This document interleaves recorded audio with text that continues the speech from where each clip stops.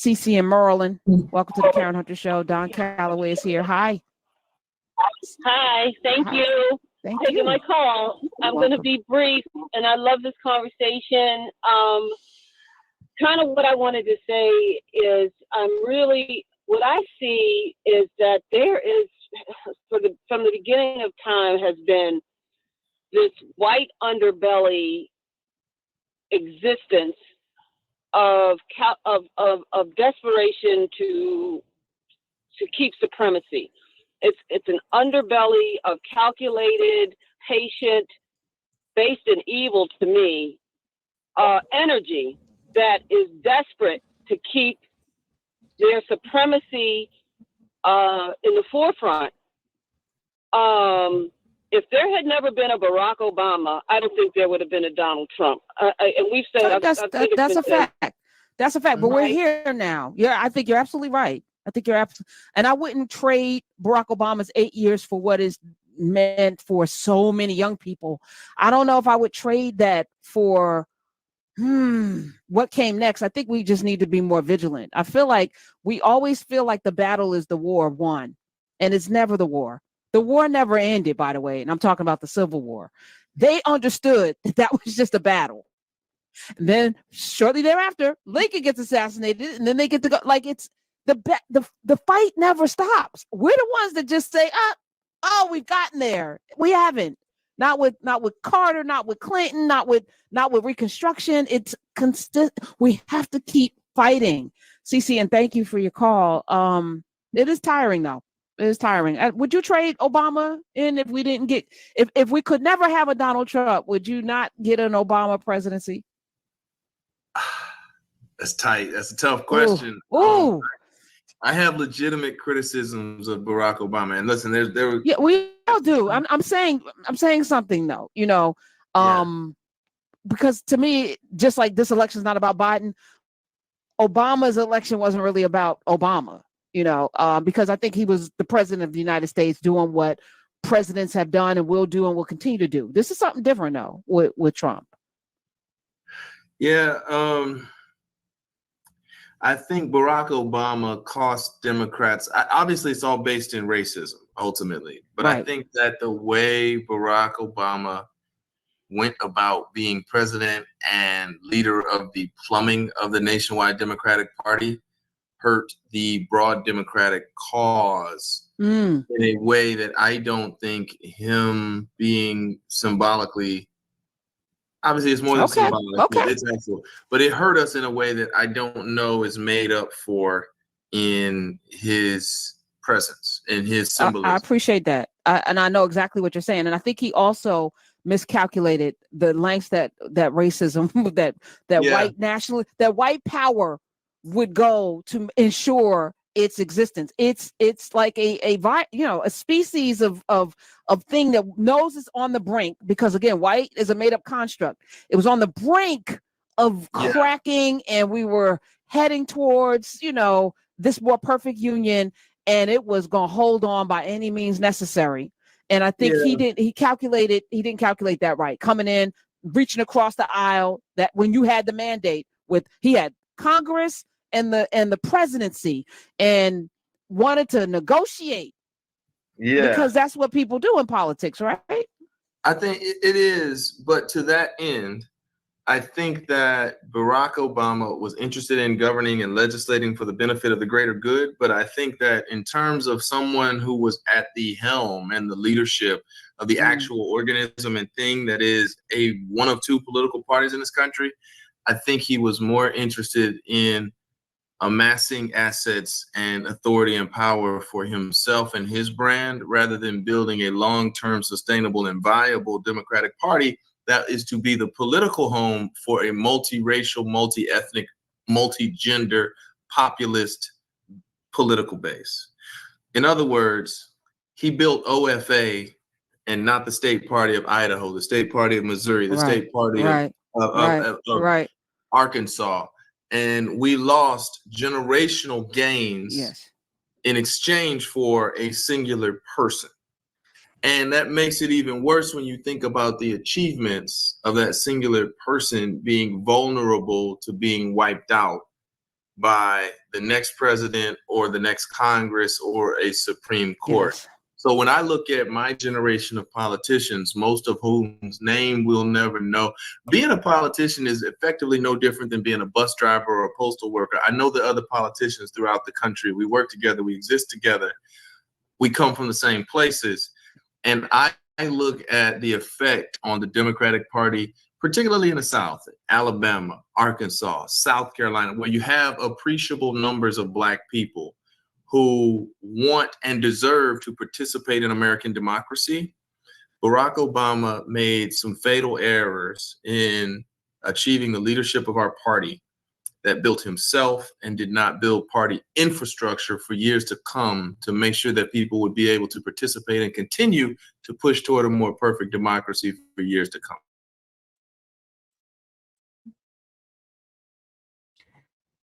All right, y'all. So welcome to another edition of Wayne's Perspective, ladies and gentlemen. We operate in discipline, decency, integrity, and respect. And I'm coming through with another video just for you.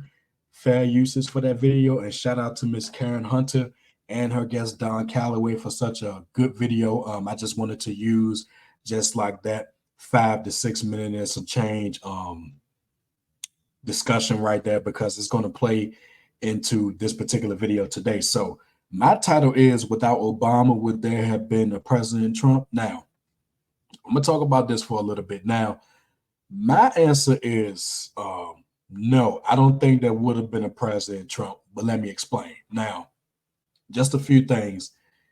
I am an Obama supporter, okay?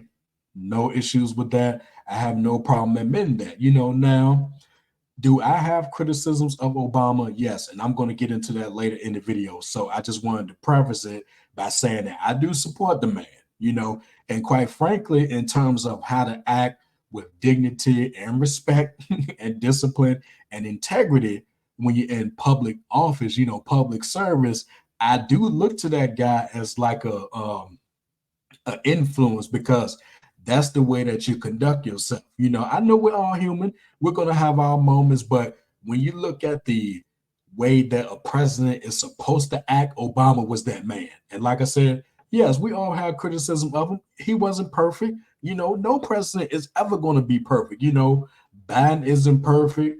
Trump wasn't perfect. Bush 43 wasn't perfect. Bush 41 wasn't perfect. Clinton wasn't perfect. Ronald Reagan wasn't perfect. Jimmy Carter, Gerald Ford, John F. Kennedy, Nixon, none of those guys were perfect. We're never going to have a perfect president. Let me just say that, But as far as what Obama brought to the office, he was the quintessential example of how a president is supposed to be, no matter what political party you lean with.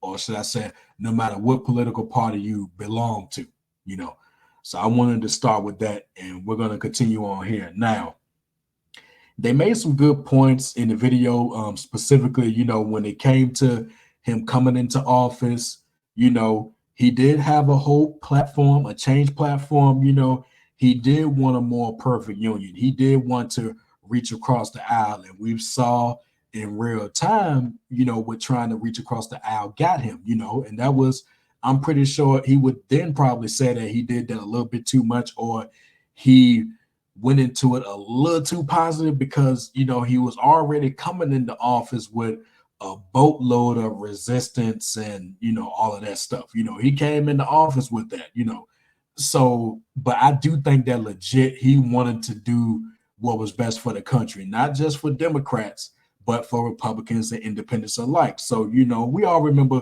the Hope and Change platform. It's one of those things where you won't forget it, and you probably won't forget where you were when you found out the news that he was elected. You're not going to forget moments like that. Now, getting back to the overall point of the video.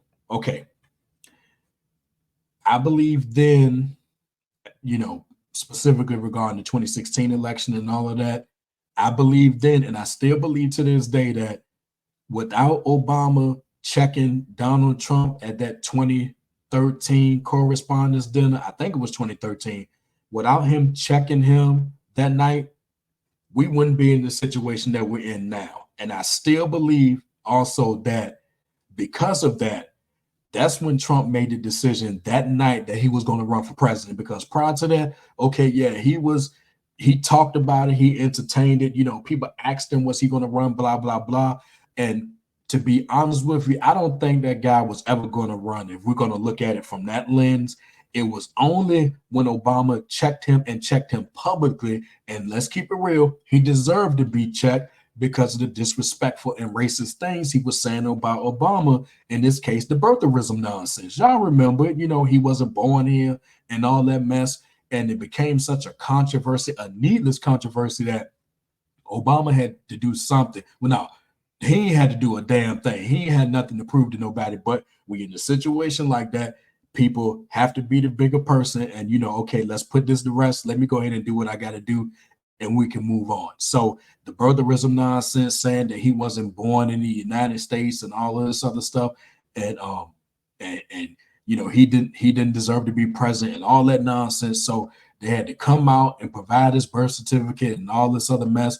But you see, even when you do something like that, you got some people that's still going to have problems with it. Why did it take so long, and trying to nitpick and find every single thing to be wrong with it, when at the end of the day, like I said, he ain't had to show nobody a damn thing. And he was the first and only, and hopefully the last president to have to show their damn birth certificate, because you got one person making that false, ridiculous, racist claim, and then you got other people backing that up and supporting it and really going hard like it's a fact when it wasn't. It still boggles the mind. But like I said, he deserved that clap back. He gonna always deserve that clap back because of the stuff that he said. And who cared if he was in the audience fuming? Who cared that he was upset? Who cared that he was angry? Okay, when you do stuff like that, people are gonna check you. And he deserved to be checked publicly. You don't just say that about somebody and not expect to, get it brought back to you. But see, that's that arrogance, that's that entitlement, all that. I can say what I want about you, but you can't say nothing about me. And if you say something about me, I'm going to get mad and blow up and pout like a big ass, grown ass child. That's the thing here, and Obama didn't ask for that, and even though I still maintain that he should have clapped back, it's another part of me that's like, okay, I wish Obama wouldn't have said anything, because who knows, if Obama had kept quiet or just said something briefly and left it alone, we probably wouldn't be in this mess that we're in now, So it's a bittersweet thing, He clapped back at him publicly and rightfully, I might add, but it's that same clapback that gave us the 2016 presidential results. And it's that clapback that has us in a situation where Donald Trump is going to be on the ballot once again. And me personally, okay, I may be a little partisan here, but hey, I'm only keeping it real with y'all. Me personally, after this election, if he loses, and I hope he does lose, even though he's still going to be in the news because of the other trials and the other things that he was accused of and all this other stuff, so he's still going to be in court. I just want this guy to go away. I'm serious. I really do. That may be a little bit biased here, but in this case, I don't care. He should have went away after the 2020 election, but that's a whole nother story. But let me get back on topic here, because I don't want to turn this into a impromptu Trump effect video. Okay. So like I said, way back when, he deserved that clap back, and he should have got clapped back. But again, it was that very clap back that gave us what we saw in 2015 leading into 2016 and that whole four years, and what we're seeing right now. So that's that part. Now, and Donald Trump, it didn't stop there. Even when he won the election, let me make another point before I get to some of the things that he said after the election. You had him on the campaign stage, I believe it was 2015 or 2016, saying that Obama was the head of ISIS, just more nonsense. And you had some people in the audience, I don't think anybody cheered, but I guarantee you some people believe that, even though it was clear-cut nonsense. But I digress. Then when he won the presidency, and this is Donald Trump I'm talking about, in the early part of 2017, I remember him putting a tweet out there, or a couple of tweets, and also saying publicly that Obama had tapped his wires, his words, not mine. Obama tapped his wires and spied on his campaign, just nonsense. And it's like, anyway. So again, without Obama, would there have been a President Trump? No. But that's what happened. And like I said, that clapback in 2013 at the White House Correspondents' Dinner, that's why we're in this mess today. Without it, who knows? But backing up a little bit, so let me go back to Obama. So, I'm pretty sure, like I said earlier, everybody remember where they were when he won the election. I'm pretty sure everybody remembers where they were, whether they went to the inauguration in 2009 or whether they stayed home and watched it on TV or whatever. I'm pretty sure, everyone remembers where they were. I remember I was waking up the next day after election day in 2008 to go to work when I saw the results on TV. And then speaking of TV, I watched the inauguration I believe I watched it on CNN at the time. It was a real big moment, So with all that being said, before I get to some of my criticisms, I just want to mention a couple of things. Now, Karen Hunter in her video mentioned that she wouldn't trade Obama's 8 years. I wouldn't trade it either, because can I say in retrospect that we were going to get a black president? I don't know. I'm 50-50 on that. Hell, even Tupac said that although it seems heaven sent, we're not ready to have a black president, Now, it would have been interesting if Tupac and Biggie, to a certain extent, would have been alive. It would have been interesting to see how they would have responded had they been alive to see that, especially Tupac, because he said it, in that clip that I just said. Also, no, I wouldn't trade Obama's 8 years either, because he came at the right time. It was time for a change after the 8 years of President Bush. So, I mean, the time was right for that, I think, in retrospect. Now, how do you think the country would have been had we got President McCain? Can you imagine the McCain and Palin administration? Can y'all imagine that? God rest his soul. I don't think John McCain was up to the task, but I just can't imagine that. And then I'm not going to go into it now, but I can't think of who were some of the Democratic hopefuls at that time going into the 2008 election. But as far as I'm concerned, Obama was going to be the man, and had it been any of those other men, I'm not sure. Maybe Joe Biden, but that could be a whole nother story and subject for a whole nother day. So let me just continue on. So another thing that I want to mention before I get into some of my own criticisms is that I think what hit Obama the hardest was losing the House and the Senate. That's, that right there, I think that severely, I don't want to say damaged his presidency, but it didn't help it. That shellacking, as they said, it was big. I mean, they lost huge numbers in the House and Senate. And not only that, but, governorships across the country and, in legislative houses and all that stuff. So, it didn't look good, so him losing the House and the Senate, that did not do any favors for his presidency. It really didn't. And I still maintain that as time goes on, we're going to continue to look at his legacy in a favorable light. I feel that way. Some people may disagree, that's fine. But I think as time goes on, we're still going to have our criticisms, and I'm about to get to a few of mine. We're going to have those, it's no issues with that. But I think time is going to be kind to his presidency.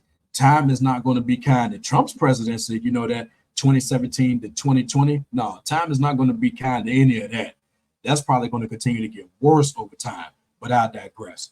But like I said, losing the House and the Senate, that did his presidency no favors at all. And quite frankly, I shudder to think where things would have went had the House been maintained and the Senate been maintained. It would have been a lot more progress than what we got.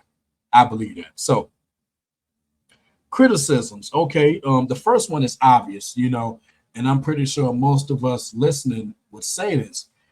He really should have been the one to put a black woman on the Supreme Court. You know, with all due respect to Merrick Garland, in 2016, that spot should have been given to Ketanji Brown Jackson or somebody else, but it should have been a black woman, because I guarantee you, they wouldn't have refused her a hearing. You know, even if they wouldn't have voted on her, or whatever the case may be, or if she would have been denied, they wouldn't have held that up. Because can you imagine the uproar if the Republicans, the Senate Republicans, would have held up a black woman from not getting a hearing for the Supreme Court? That would have been huge. You know, so I would love to know what Obama thinks about that. But like I said, he should have been the one to put a sister on the Supreme Court, a well-qualified sister. And the fact that he missed that, I think that's probably near the top in terms of what my criticisms are of Obama. He should have been the one to do that. But on the flip side, credit to Joe Biden for doing it, because Trump wasn't going to do it, you know, and I don't think anybody else would have done it either, you know, but that's that criticism. I'm sure everybody remembers the Beer Summit. I'm not going to go into too much of that. And that came in the early part of his presidency. I'll just say that in retrospect, that wasn't a good look. And I think somewhere along the line, or should I say somewhere down the line, Obama did regret that. I think he did say that that was probably one of the lowest moments of his presidency. You know, I get why he did it, but it wasn't a good look. And it was ridiculed in the media, especially on right-wing media. You know, I remember that. But the only other criticism I could think of off the top of my head is, you know, when there was the racial tension, you know, and the stuff that was happening in Ferguson. I think that was when Mike Brown was deleted. You know, we all remember that. We all remember how outraged we was. But what I specifically remember was that there was a split screen, and I think it was a split screen in the documentary about Mike Brown. I can't think of the name off the top of my head. I think it's called Stranger Things. And they showed a clip when Obama was in the White House speaking to reporters. And then they had on the other end, on the other side, you know, what was going on in Ferguson, you know, with the police and the protesters and all of that. And just that split screen, you know, on one end, you got what was really happening. And then you got Obama pretty much all but saying, you know, respect the decision and, you know, don't be violent and stuff like that. It was, I don't want to say it was not a good look. I mean, he could have approached that differently, but it's something about that didn't look good. You know, now I'm not saying for you to be, you know, this radical individual on full display for the country to see, you know, but it's just something about that split screen that really, I don't want to say rubbed me the wrong way, but when I think of it and when I see it, I was like, man, that didn't help his case. I'll say that, you know, that didn't help his case at all, you know. So that's always been a criticism of mine, you know, regarding that, you know, that split screen. I think y'all know what I'm talking about.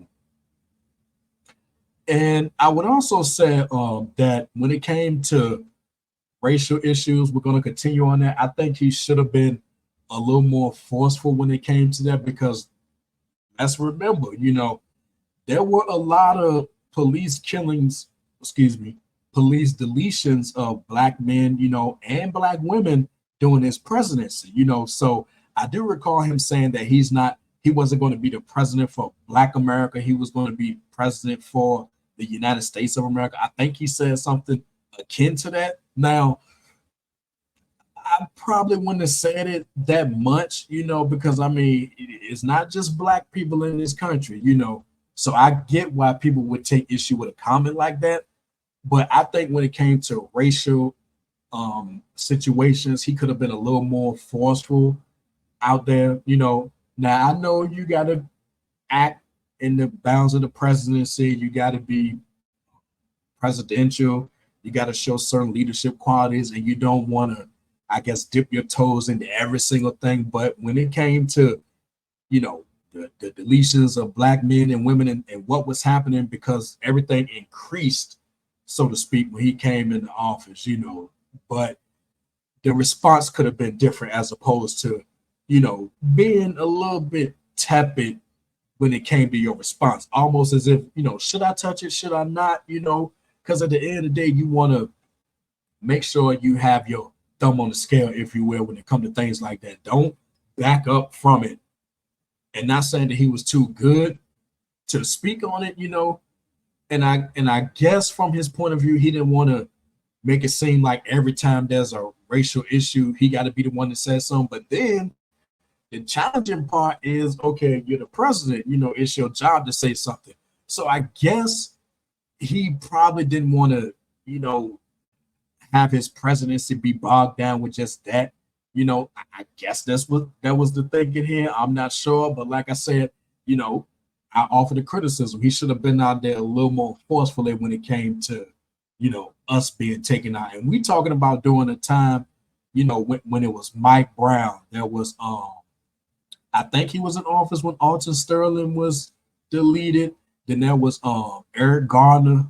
Man, that incident. I mean, I still can't believe that one. Then you had Tamir Rice, and of course, probably the most famous of them all, Trayvon Martin. So all that stuff happened during his presidency. And like I said, the response should have been better than it was, a little more forceful, but definitely, making the community at large, feel as though you're taking it seriously and you're responding in kind, as opposed to, like I said, having a tepid response, But like I said, you can't please everybody when you're president. Some people are going to agree with that stance, others may not, but that comes with the job. And I'm sure he understood that.